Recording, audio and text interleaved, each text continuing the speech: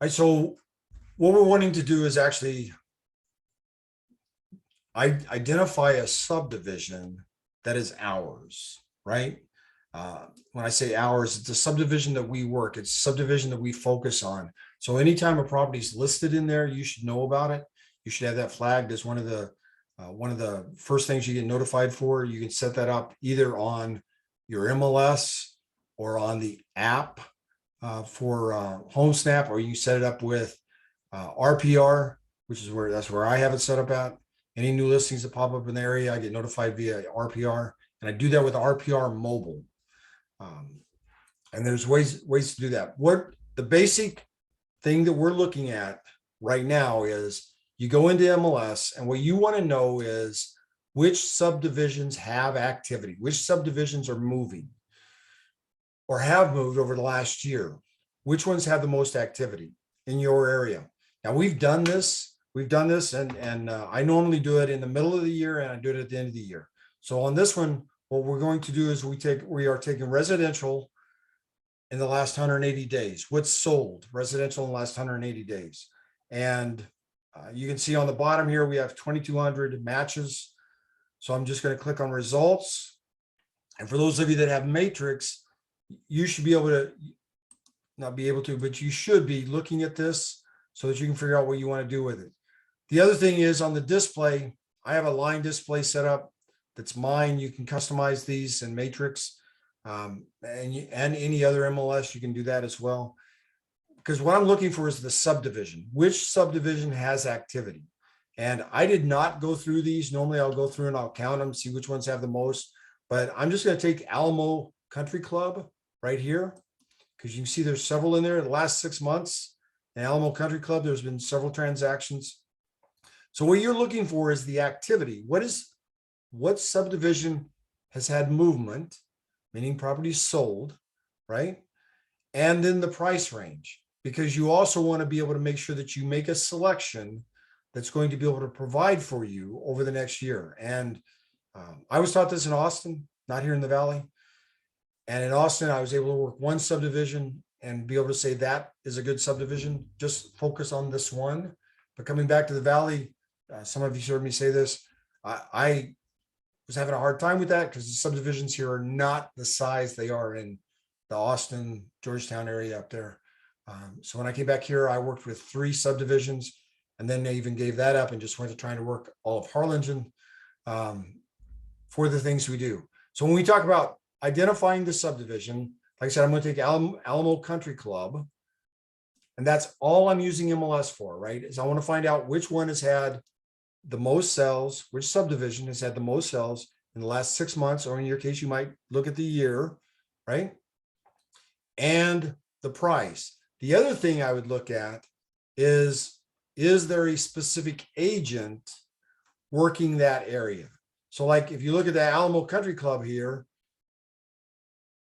if you look at the Alamo Country Club for the last 6 months, there's not Luis Gonzalez maybe pops out as the listing agent, and several on the buying side. So if somebody else doesn't bring a buyer, he will definitely get one. But you don't see anybody else that actually has the majority of the transactions going on there. You want to know that for 2 reasons. One is,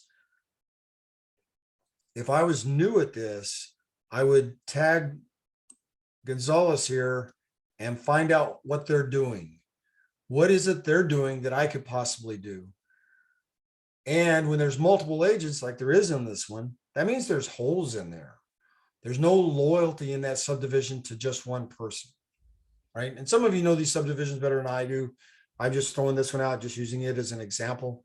But when you look at this, those are the things you want to look at. How many transactions, the price, how many sold, the price range, and is there a specific agent that's working that? And we've pulled up some of these in the past, and we've had 1 or 2 agents working the entire subdivision. Every listing belonged to 1 or 2 agents. That's going to be hard to get into because there's loyalty built in there. These you can get into because there's a hole in it. And you can tell that by the amount of agents that are on there. Any questions about that part? Anybody? Okay. So the next thing I want to do is I'm going to launch a poll for you real quick. And on this poll, it's just a simple question. And you can just answer it on your keyboard or on your phone, whichever way you're doing it. Do you use NAR RPR? Yes or no?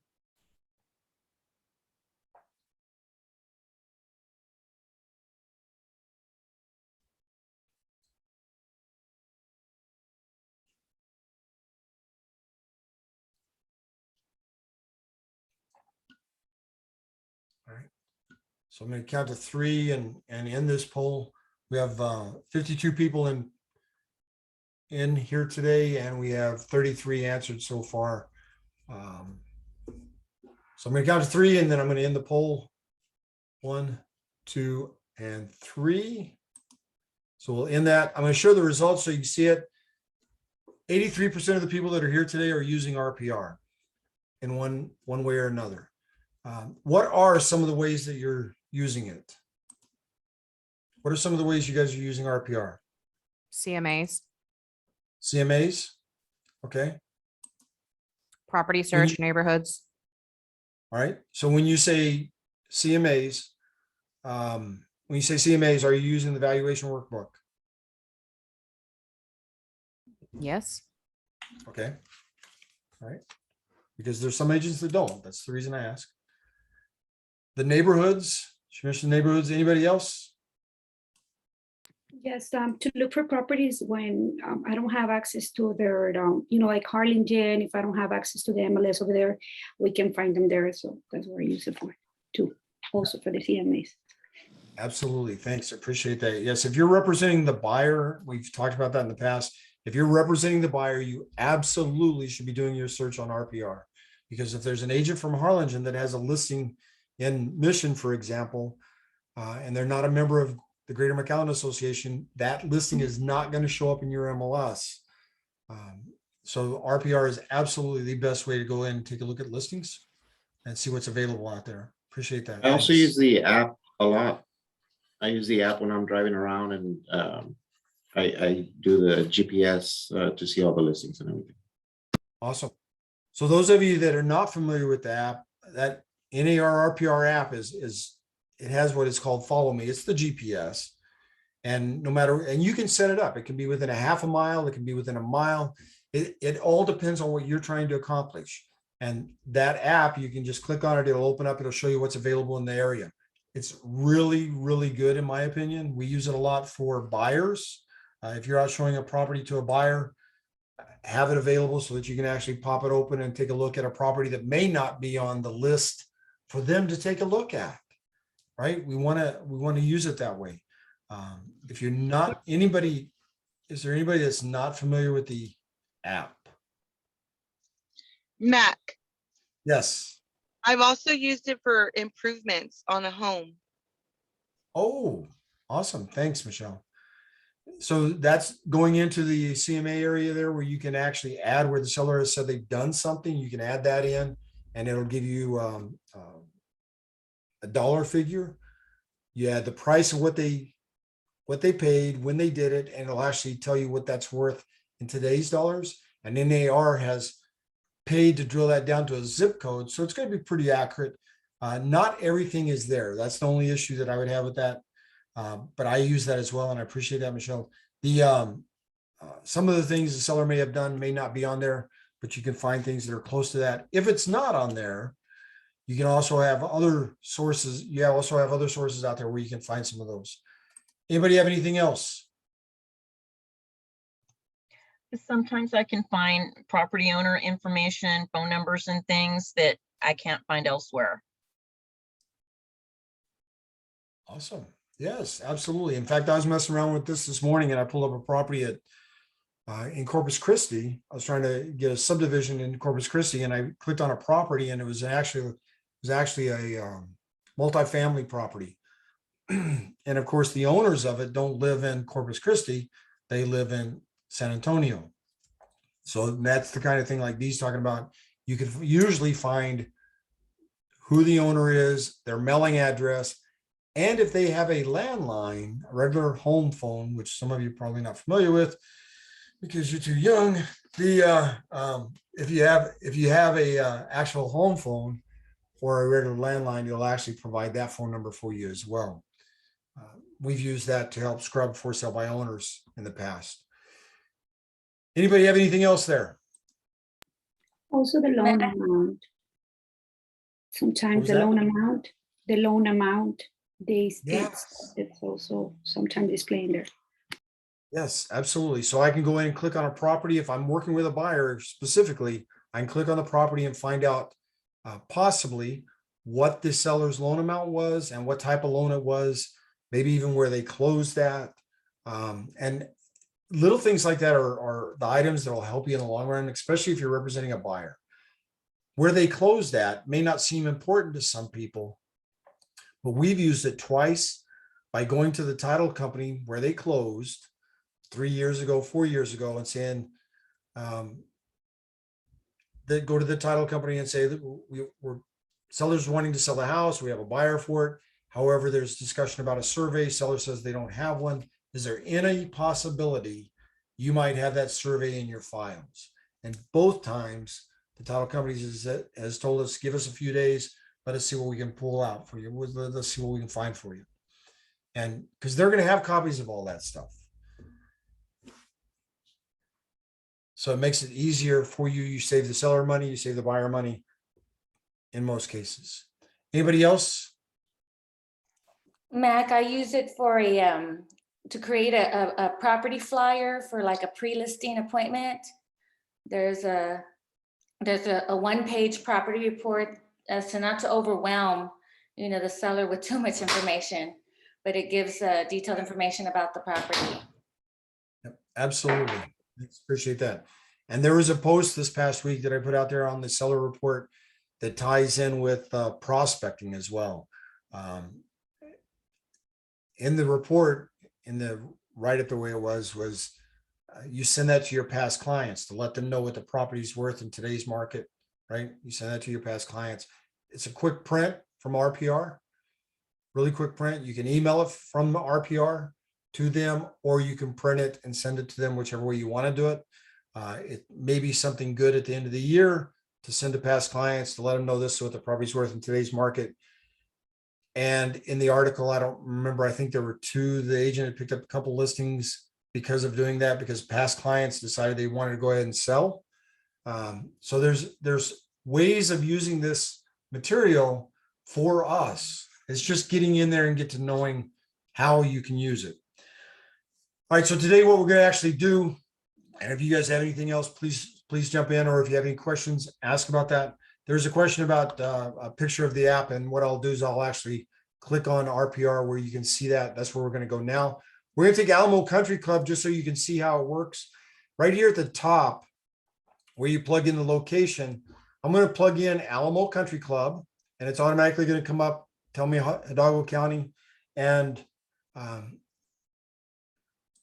what I plan on doing with this is going to pop up and tell me there's too many, should tell me there's too many properties, right? Now, mine did not tell me there's too many properties. Why is that? Anybody? Because there's less than 500 results. Absolutely, yes. But why is that?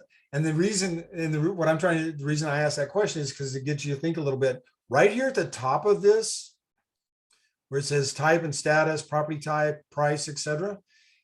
That's just like MLS. It's going to weed out whatever you have clicked on there, right? So in this case, I had already done single family, because when I did it initially, it was over 500, and I'm trying to focus on single family today for the purpose of this course.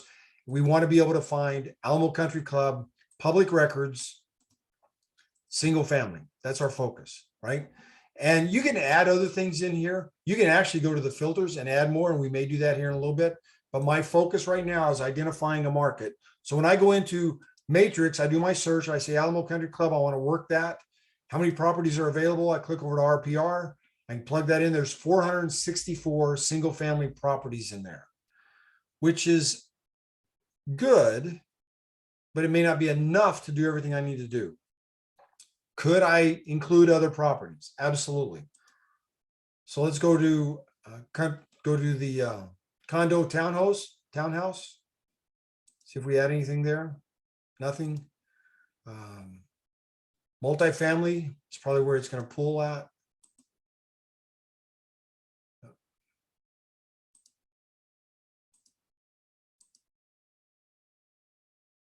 And there we get over 500. So there's 529, and you can weed those out if you want to. Again, we're going to focus on single family just for the purpose of the course. What I want to do is, so there's every property that's available, or every property that's registered on the county clerk's, with the county clerk. That's every property that's there, right? Whether it's for sale or not, doesn't matter, because we have that checked here. We're looking at public records, which they pull that from the county clerk's records, right? So this is every property in Alamo Country Club. If I'm making Alamo Country Club my subdivision, and what I mean by that is I want everybody in Alamo Country Club thinking, if they think about real estate, I want them to think about Mac. Or if somebody says, I'm thinking about selling, I want them to think about Mac, right? That's the goal here. So the very first thing I need to do is I need to identify the different properties. I need to learn a little bit about the subdivision, and RPR will help you do that. Right now with these properties, and again, we go with just a single family. Always click on the search magnifying glass to identify the specific properties.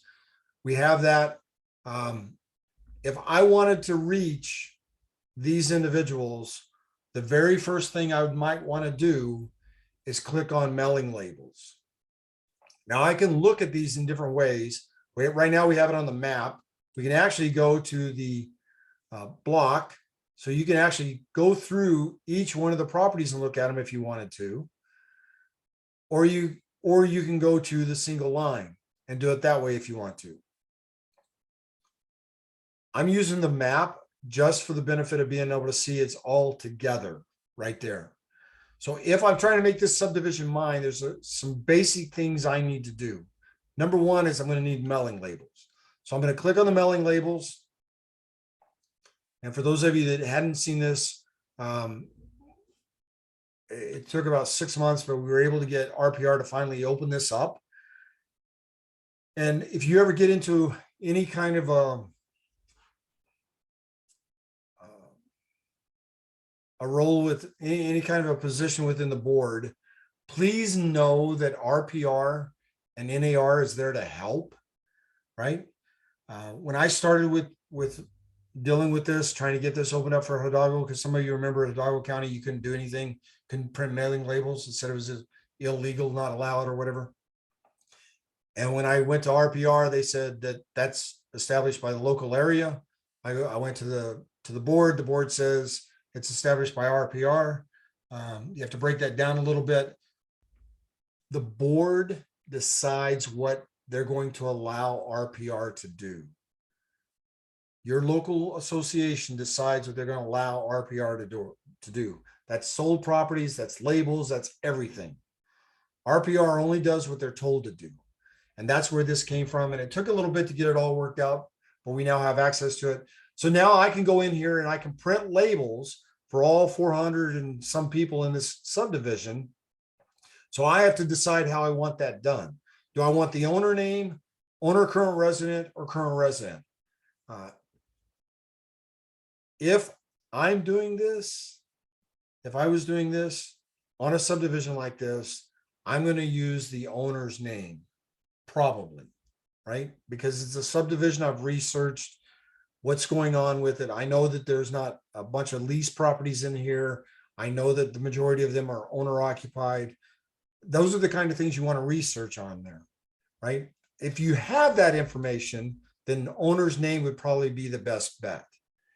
If it's a lease area, like we have one here in Harlingen over on 26th, 27th Street in Harlingen, there's a subdivision there where, and the same thing off of Tyler, there's another subdivision there where the majority of the properties are leased properties. So in that case, I might want to go to a custom name and put something like a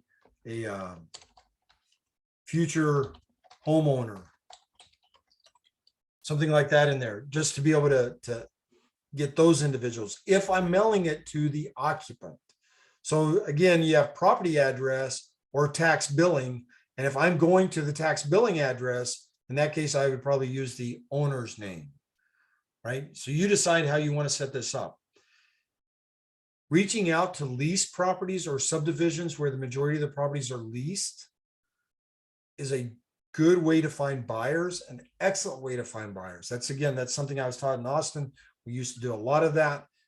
The primary focus was getting buyers. We used to walk subdivisions, putting little postcards on the doors for all the houses in the area, because the majority of the homes in that area were rentals. You come down to the bottom, you have occupancy type, owner occupied, absentee owner. Absentee owner. How can that be used? Absentee owner. Mac, how did you even get there? How did you get to mailing address? I'm looking for a tab and I don't see it. Once you have the subdivision identified, Oh, okay. right here, there's Got it. mailing labels. Okay. So absentee owner, like in Harlingen, for example, what I might do, especially depending on the area of town, what I might do is pull up absentee owner, because there's owners that live in other winter Texans, live in other parts of the United States. I want that as part of my filter. So I can isolate it down to them. That would probably be the same as the tax billing address, but I want to filter it with absentee owner, meaning that they are not actually living here.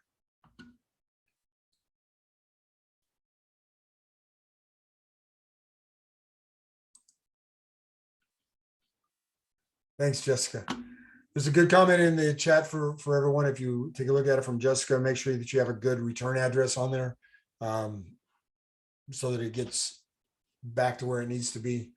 And if it doesn't get delivered. And by the way, if you're not doing mail outs, the monthly newsletter, like in this subdivision, would probably be the first thing I would send out. I would just put them on a monthly newsletter. You may get some that tell you to stop, but I might do that to begin with. I will tell you that the very first thing I was taught to send out, if I'm trying to develop the subdivision, is a little postcard that says, please allow me to use this means to introduce myself. I'm the local real estate specialist. I'll be by in the next few days to meet you personally. And we mail those on Mondays, Tuesdays, and Wednesday. Mail it on Monday, Tuesday, and Wednesday. I would mail 15 of them, Monday, Tuesday, and Wednesday. Thursday, Friday, and Saturday, I'd go knock on the 15 doors. Monday, Tuesday, and Wednesday, I'd mail a postcard. Thursday, Friday, Saturday, I'd go knock on the doors. And for those to work, I would have to have owner occupied to make that work. We want to exclude properties with incomplete addresses because that's possible, right? Documents get recorded from the title company. It's public records. That's what this is pulling from. And you have the opportunity to pull that if that's what you want. But exclude properties with incomplete addresses would be pretty important. Some of the things that I just covered with you are important if you're going to do mail outs to a subdivision. You're trying to make that subdivision yours. So the postcard, please allow me to use this means to introduce myself. I'll be by in the next few days to introduce myself personally, is a great way to get your name out there. But you mail 15 at a time. You knock on 15 doors at a time. That allows you to work the entire subdivision. We have over 400 names in this subdivision, right? So that's going to take you a while to get there. In the meantime, you put them on your monthly mailing list, your monthly newsletter. You're just listed, just sold if you're going to send them out in that area. Again, you're trying to develop an area. It doesn't mean you have a property you just listed in the subdivision. What if you listed someplace else? What if you sold something someplace else? You're wanting them to know that you're working, right? And all of those techniques work, but you have to make sure that you're doing something with it. If you're doing a mail out and you haven't studied the area, you're probably going to have a lot of returns. And in Donna, there's a subdivision, I think it's called Chili Pekin or something. It's the Pepper subdivision is what I refer to it as. It has something like Jalapeno Street and and all these pepper names, Habanero Street and all that. I did a mass mail out to that years ago, and 3/4 of the mail out that I did was returned. Didn't know any better, didn't put any thought into it. It was, I had a listing, I wanted to work that subdivision. I went into a system where I bought all the addresses and did a mass mail out. And over 3/4 of them were returned. I should have known better. I will tell you that the issue in that subdivision was repos. That was our first repo in that subdivision. We had several out of that subdivision. So now I have the mailing label, so I can start sending things out to this area. If I'm going to make this area mine, meaning that I want to be top of mind, then I also need to know everything I can about that. So on the right-hand side of the map, there's things in here that we can take a look at. POIs is point of interest. What do we have as point of interest in the subdivision? And you can go in here and decide what you want. Is there anything of importance in that subdivision or in that area? What about post offices? What about recreation and arts? Is there anything businesses? Is there any kind of business around it? Probably not within the subdivision, but you click on apply and those will show up for you as well within that subdivision. If you have points of interest that you want to highlight in that area. And then down here, we have our legend. This tells us what is active. So you can see there is some light blue in there on this one. So that's an active listing. I don't see any distressed properties in there. That'd be the orange looking ones. So it gives you a chance to go in and take a look at it and see what else is going on in there. I don't see any new listings in there. But if you're trying to make it yours, you need to know anything and everything that goes on within that subdivision.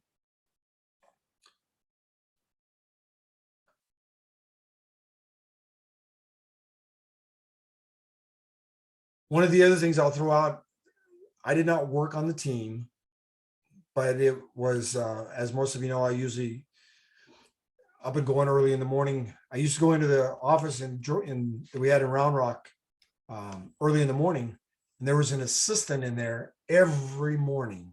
His job was to watch the subdivisions they were working. That's his only purpose early in the morning. So if Lucy listed a home for sale in this subdivision and I'm trying to make it mine, I may or may not know Lucy and the way she does business. So I have to make a decision what I want to do with it. If I'm trying to make this subdivision mine and I want everybody in there to think about me when it comes to real estate, as soon as I see on MLS or if I have it set up on my RPR app that Lucy listed this new home, I want to kick out letters to the subdivision. And those letters could say just simply, this property just came on the market. It's a new listing, whatever. Not that I listed it, but the property just came on the market, right? I'm not talking about social media, I'm talking about mailing them something, right? And this guy would come in the morning, he'd pull up the subdivisions. If there's anything new that hit the market, if there's anything that's sold. So Lucy lists the house and she sells it. So I'm going to send out a letter when she lists it. I'm going to send another letter when it closes to let everybody know that this is what's going on within the subdivision, because I want them to put me with real estate every time they think about real estate or hear the word real estate.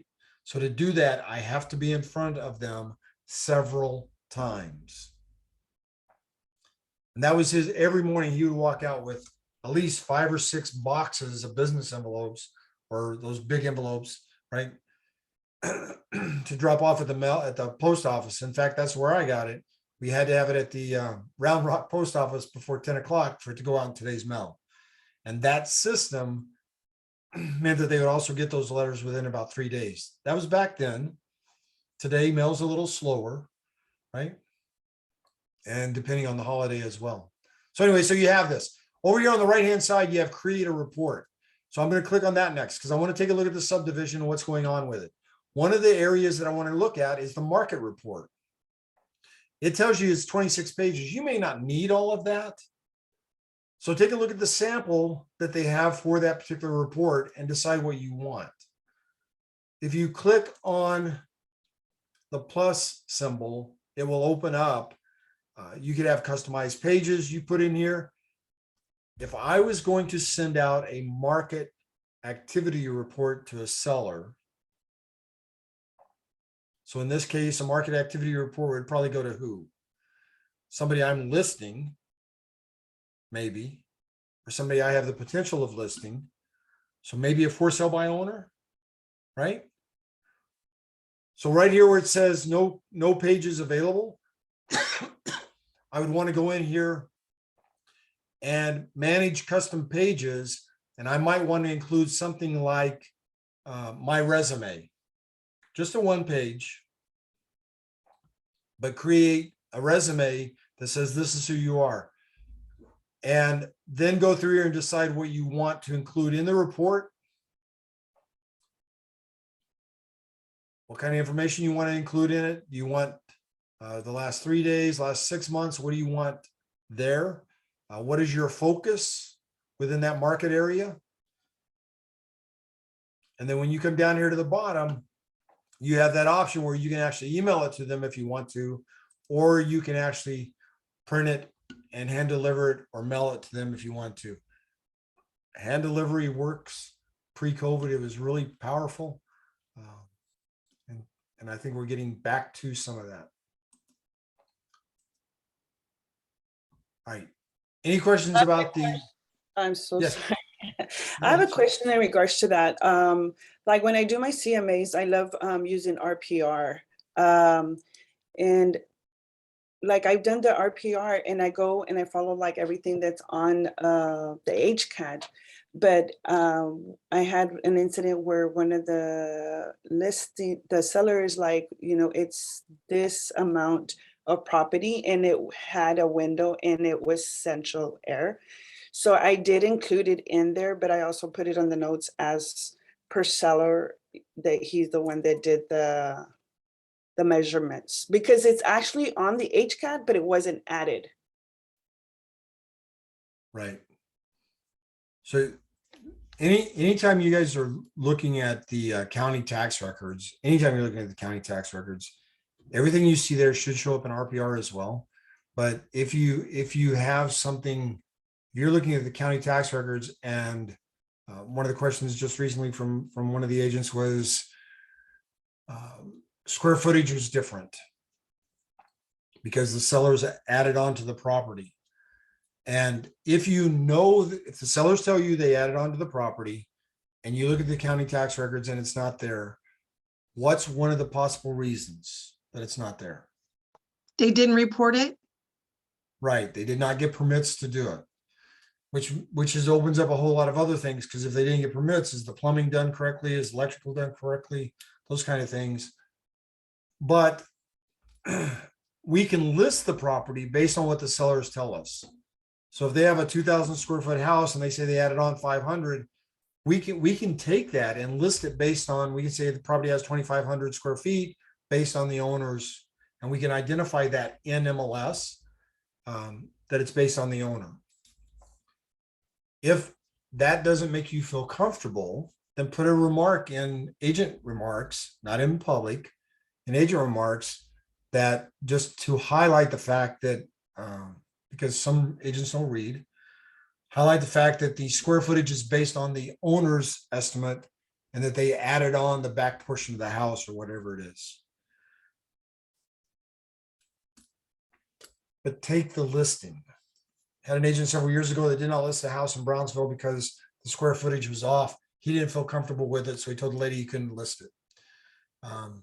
Never turn down a listing unless it's overpriced, because we can make everything else work. One of the other, so we talked about market activity report. That's the report that'll tell you what's going on within the subdivision.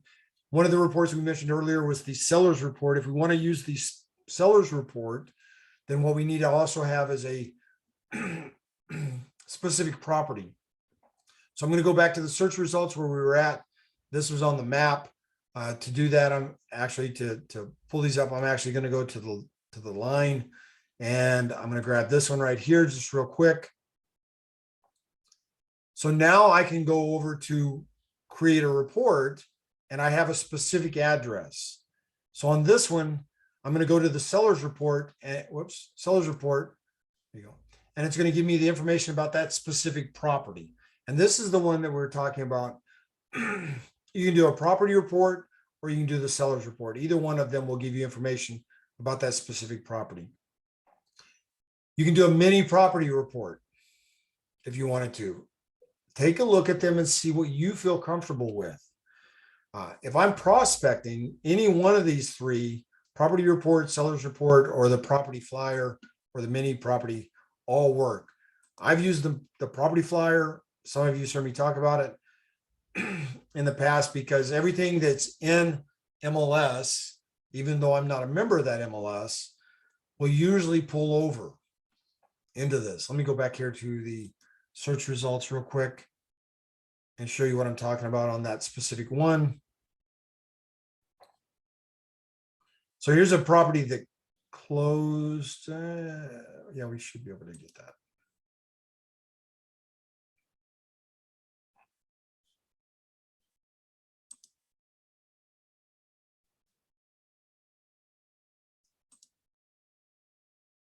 No, it's not doing it. The anyway, it'll pull, the property flyer will allow the MLS comments to be pulled over as well from the property. So that's where, like, that property flyer today would work really well, where if I'm trying to make this subdivision mine and list a new house in there, list a house for sale, and I want everybody to know about it, I might be able to, let me see if we have any active listings in here.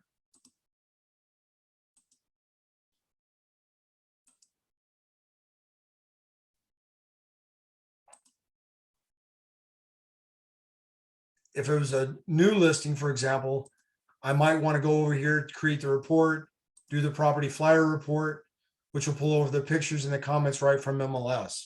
So as soon as I see that new listing has popped up, I might go in here and put something on here like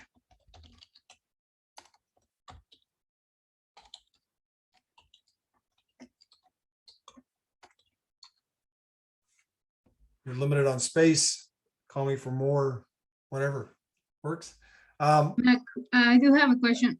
Where do you mention like the listing agent or so, like, because it's not your agent, I mean, it's not your listing, or we're fine just creating a report and Thank you, Claudia. I was gonna ask the same thing.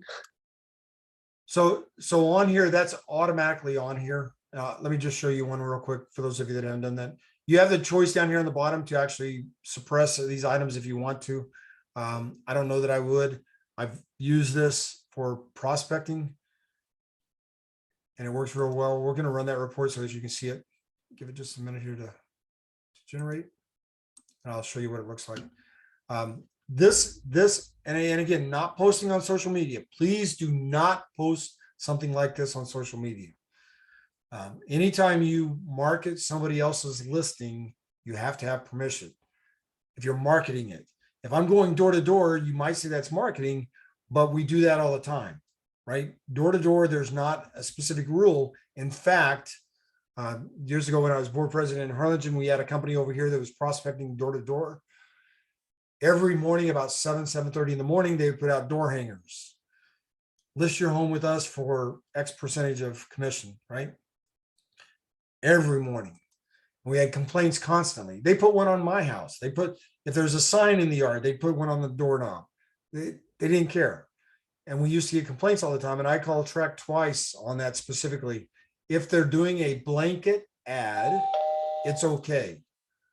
If they're doing a blanket ad, it's okay. So if they're door knocking all the houses, or if they're going out putting door hangers on all the houses, it's okay, right? Right down here it says courtesy of Real Valley Realty. But again, I've used these. I highly recommend using these for new listings. If I'm trying to make this subdivision mine, this is the fastest way. If somebody else gets a new listing in that subdivision, this is the fastest way for me to get the word out that this new listing just came on the market. And quite frankly, if you have the time to work that into where you're walking the subdivision, it's really, really good. The results are awesome, generally speaking. But if nothing else, you could do a quick trifold and mail this out to everybody in that subdivision, letting them know that this just came on the market. Anybody have any questions there? Just do not post it to social media. And again, you can decide if you're doing a property flyer, you can decide what you want to go on there. Let's say I don't want to walk the entire subdivision. You got 500 homes in the subdivision. I don't want to walk the whole thing. Then one of the other true tried methods is to door knock 10 homes on each side of that new listing. So Gustavo gets a new listing. I create the property flyer. I print 40 of them real quick, and I run out, start knocking on doors, 10 on each side. So I'm going to hit 40 doors real quick. Let them know this property just came on the market. You're not walking the entire subdivision, but at least you're getting out there. You're getting your name known. People see that you're aggressive. You know what's happening in the area.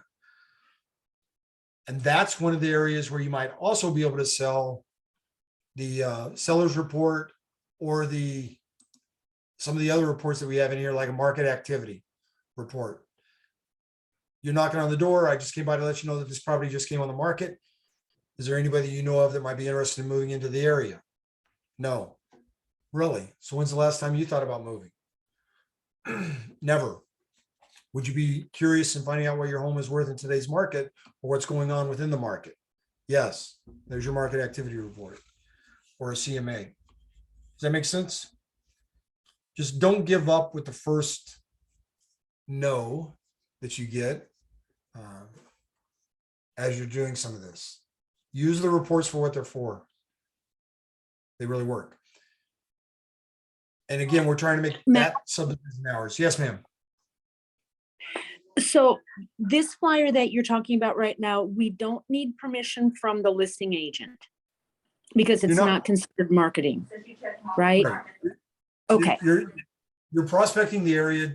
Just do not post it on social media, because even though it says courtesy of at the bottom, just like our websites do, if you put it out on social media, somebody's going to flag it because you are marketing as something to entice the public. If I'm going door to door, I'm prospecting. It's a fine line maybe, but you're not. I don't envision that ever being a problem because you are definitely prospecting in the area. Okay. But by the wouldn't way, necessarily mail it out. I have mailed. And again, if you mail it out, if you do a blanket mail out, you're liable to see it come back across your desk because somebody in that subdivision may know that agent and feed it to that agent, and then the agent come to you and say, "What are you doing?" Right. And in that case, it is a prospecting piece. Okay. I didn't claim that I listed it. I didn't claim that I sold it. It's just a prospecting piece. But you do, and that's why the door knocking works so much better. And if you're door knocking the 10 on each side, it'll get you out in the subdivision. It'll let people know that you're out there and you're working for that subdivision. Okay. Thank you. All right.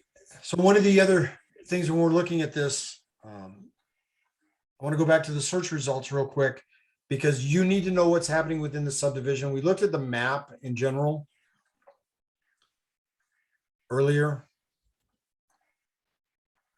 So now when we're looking at the map, I have up here at the top, I have included for sale active.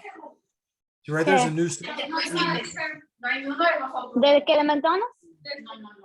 ¿De cuál? Es el McDonald's. El que llevó Cari fue el otro. Time out. Oh my gosh. You guys going to McDonald's. That's a good deal. Get something for all of us. Anyway, as you're looking, now you got me lost.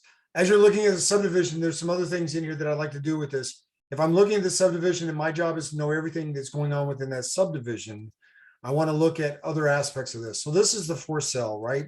We know that. So then we also want to go over here and take a look at the other filters that we may have in here.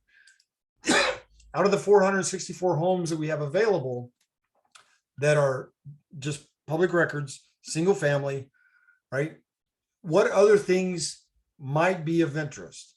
So when I click on, I take everything off of the top, I just public records, single family, nothing else is here on the filter. I click on the filter itself.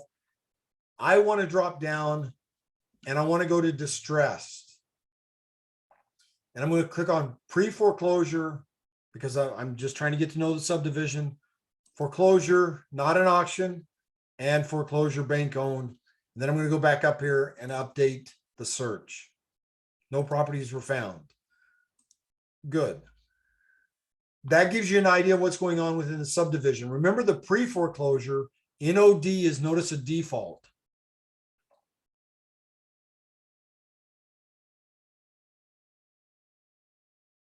NOD is notice of default, and that has to be recorded 21 days prior to the foreclosure. And by the way, we can't fix everything, but you guys need to know that foreclosures and short sales are going to happen. I was reading a thread, I think it was yesterday or the day before, on Facebook, and discussing it with my wife. We did foreclosures, we did short sales, we've done those, but there was a comment on the short sale that short sales take forever. And one agent said that to do a short sale, it's going to take at least 2 years. That's not true.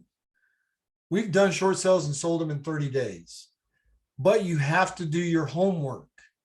To do a short sale, the individual has to be behind in payments. You have to do a listing agreement. You have to do a CMA. You have to get a letter of hardship from the individual. All of that has to go to the bank, and they have a letter that tells them who to contact at the bank, right? All of that has to go to the bank. You can call them and talk to them. You're going to need that individual with you when you do that. Let them know you're wanting to list it as a short sale. Every one of those we've done, the bank has given us 90 days to sell them. They'll pay a commission. They'll work with you on it. I've seen them where they had 90 days and they even extended it another 90 days. A short sale is called a short sale because the bank is taking less than what's owed. That's the reason it's a short sale. The bank is taking less than what's owed. If that's done properly, the homeowner, the individual that's behind in payments, will not get tagged for the default. If it goes to a foreclosure, let's say they owe $200,000 and the bank sells it for $150,000, that individual still owes that bank $50,000. But with a short sale, there's usually a waiver in there because the bank has agreed to accept this. Does that make sense? They're extremely beneficial. If you know somebody who's behind on payments, a short sale is a great way to go. You do have to be patient, but it doesn't take 2 years. When I was reading through that thing the other day, it doesn't pay to jump in. That's the same comment I made when I was going through it. It doesn't pay to jump in and try to fix this because there were several people in there talking about, oh, I would never do a short sale. They're horrible and all this other. I get so frustrated when I see stuff like that. It doesn't make any sense. You're in the business trying to help people. You're trying to help them get out of that foreclosure, which is a great deal. Down on the bottom, one of the other areas that you might want to look at. So again, I'm looking within that subdivision and trying to make it mine. There's other things that you might look at in here. If I'm trying to fine tune my marketing, I might go in and look at somebody who's owned the property 10 to 15 years. Now I have no other fields selected, but I want to update the search. Now within that subdivision, there's 74 properties where they've owned the property over 10 years. And that, according to NAR, is the sweet point on moving. It used to be 5 to 7. It's moved up to 10. So there's 74 properties in here that might be good prospects for a move because of the time period they've owned it. And again, you can click on mailing labels and it will only pull those properties that you have labeled there, right? So, and you can work with it from there. Anybody have any questions on those? So the last little bit of this is when you go in and you set this up, we had made mention earlier of the mobile version. To make this work, you need to go into your profile, go into your profile settings.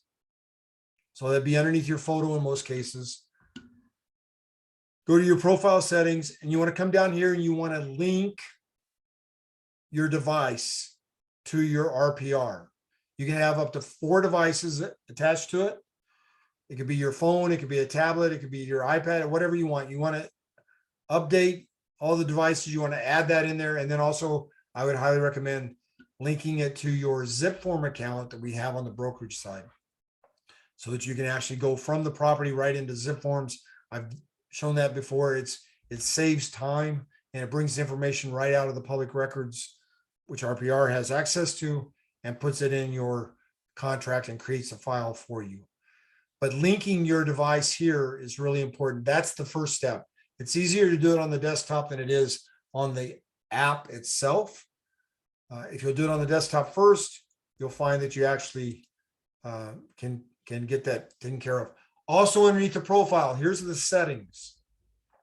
So new listings within the last 30 days, set sold or leased to 90 days, new listings 30 days. This is on the commercial side. So you decide what you want and how you want it set up. On the app that I actually use, I have new listings set, I believe, for 5 days, new listings within the last 5 days in case I missed something over a weekend or whatever. I want it to pop up there so that I can see it.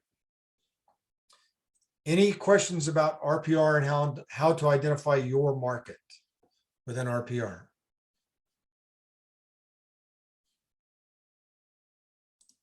Right. Is anybody using this to go to zip forms? Anybody?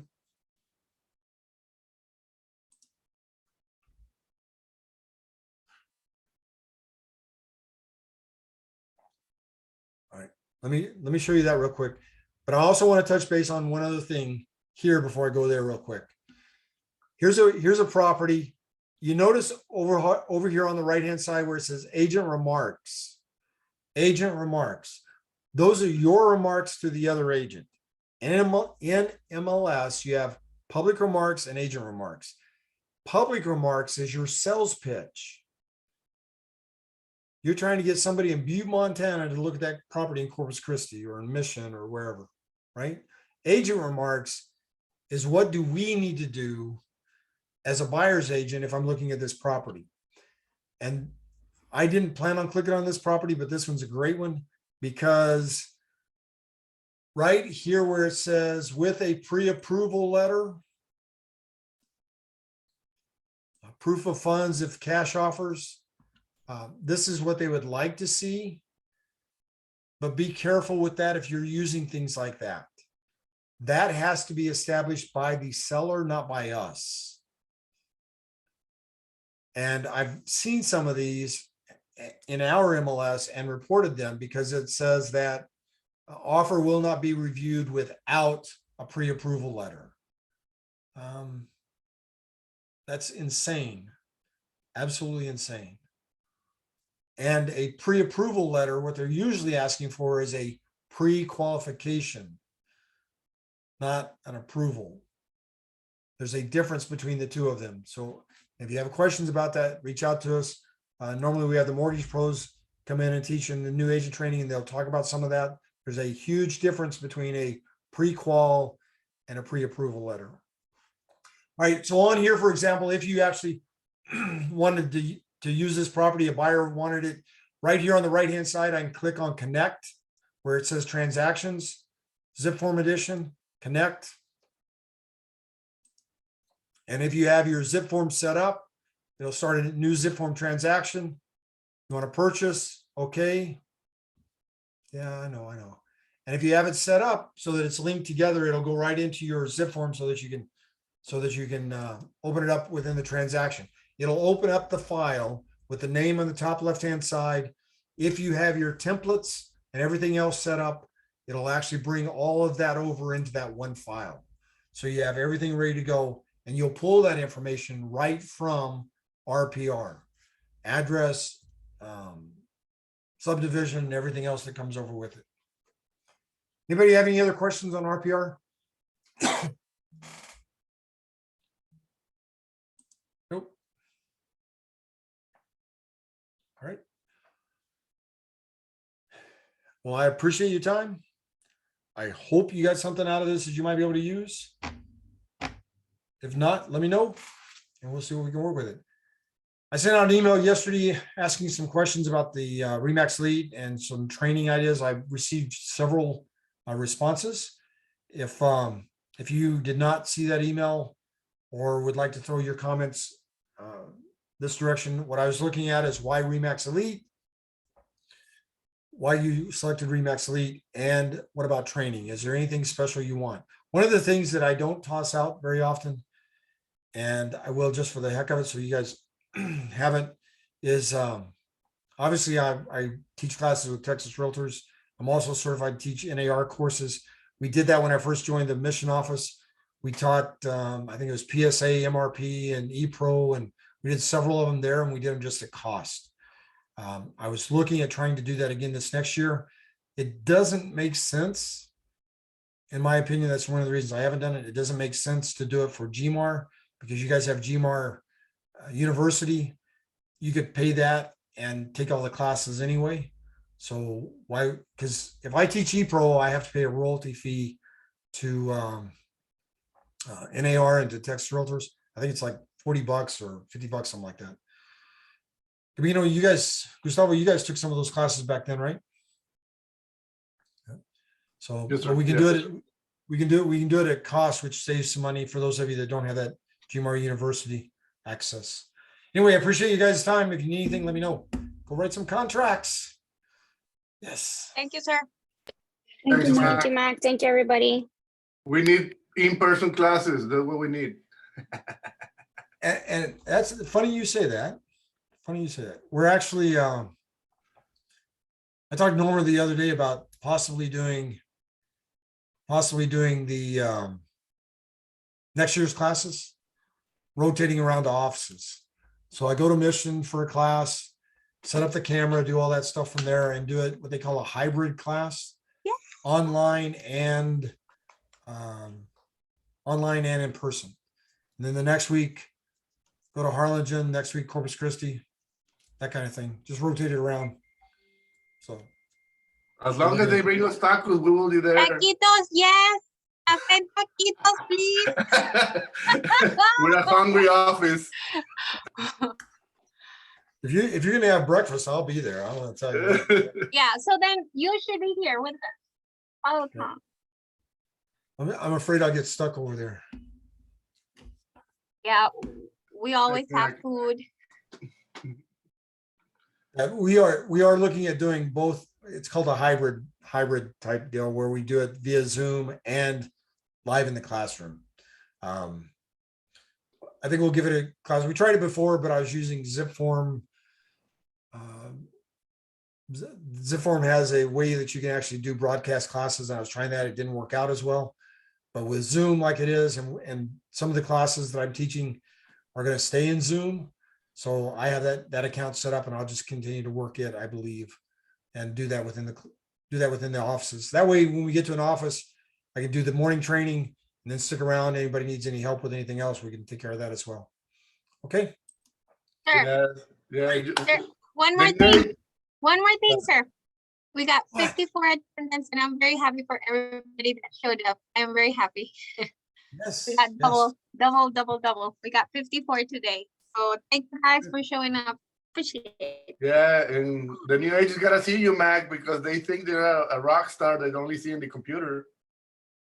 Yeah, yeah, no, and there's an agent right now, when she responded to that email I sent out, I read it and just laughed because yeah, you can tell there's no idea. She has no idea, but it's okay.